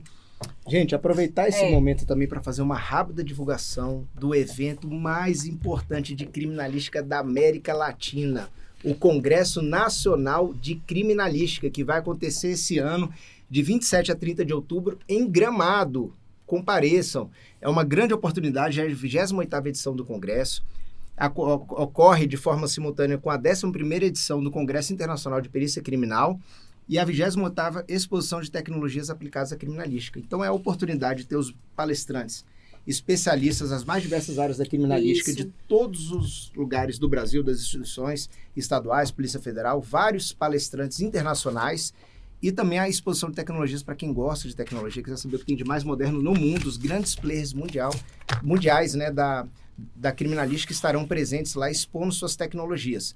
Desde coisas mais simples como lacres para cadeia de custódia, até robôs, plataformas automatizadas de extração de DNA, reagentes, drones, as aplicações modernas de balística, de scanner de local de crime, de informática forense, análise em documentos. Então vale a pena conhecer, não é só para peritos, né? Os advogados, né? Promotores de justiça, juízo, todo o judiciário. né? Os profissionais de segurança pública, policiais militares são muito bem-vindos, né? Inclusive. E é aberto para quem deseja conhecer mais sobre esse mundo da criminalística. Nós estaremos lá, né? Com certeza.